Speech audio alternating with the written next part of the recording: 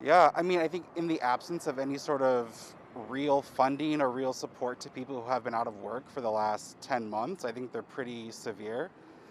I know I have a lot of really close friends that work in the restaurant industry, and they just announced those restrictions again in the last week. And people are hurting. They're hurting really bad. And so I think without any sort of assistance or support, both at the local level and the federal level, I think that we're really failing our communities, our small businesses, people who don't have the savings to last them through 10 months. I mean, that's insane to me. So, yeah, I think it's really unfortunate. I understand where they're coming from with those restrictions and wanting to curb, the spread of the virus, but I think the messaging has been pretty sloppy up until this point.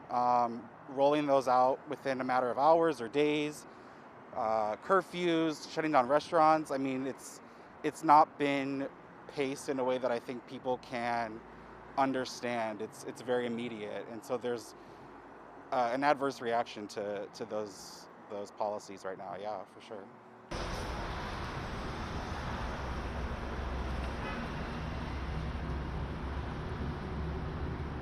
Like it felt a little weird to have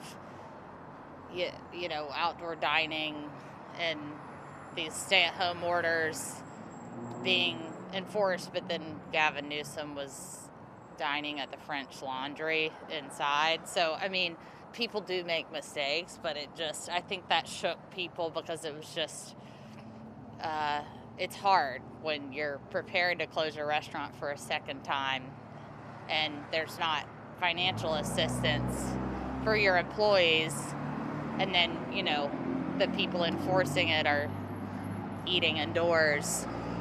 So I just know that specifically people feel a little confused.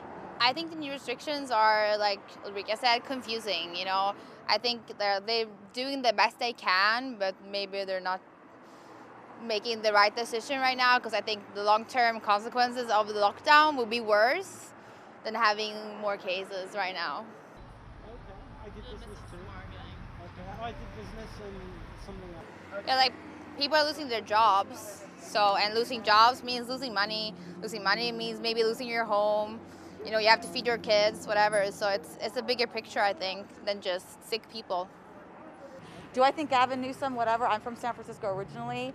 I am from there. He's from the Avenues. And considering that he grew up around small businesses, I think he's being ridiculous.